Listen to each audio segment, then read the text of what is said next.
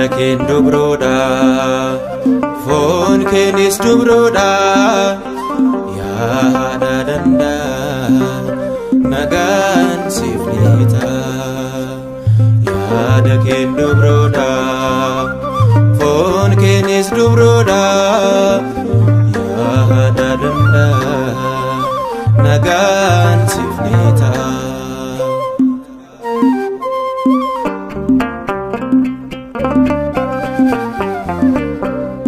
Isaayyaas dursee dubbatee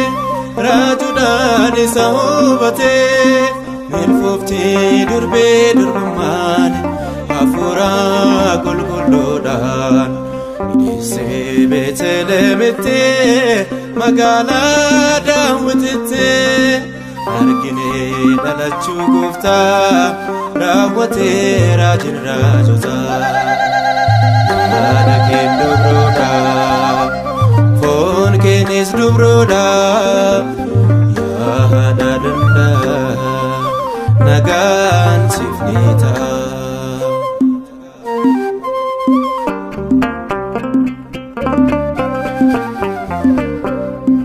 Raajichis Hisqeel argee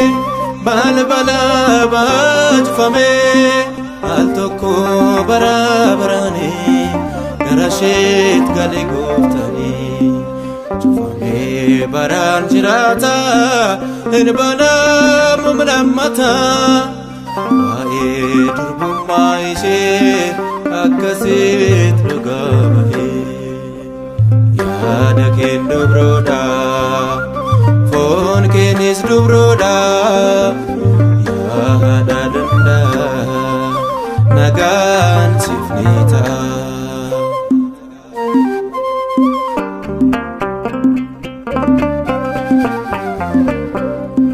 Laalistuu doon gubateen siinarratti argee Museenii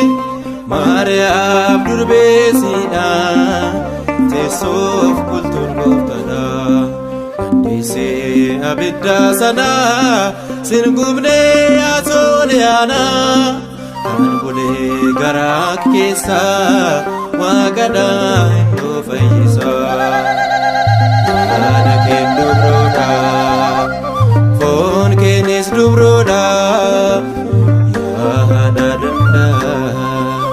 nagaan siif ni ta'a.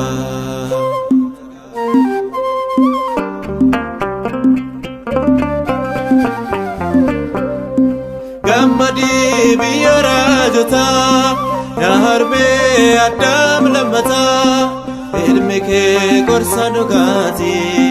fayyisaa fooniif lubbuutii Si'oolii duwwaa hambisee gannataatti hunda ceesisee kanaaf mee dhaloonni martuu maqaa kee ulfina laatu yaada keen dubroodha foon keenis dubroodha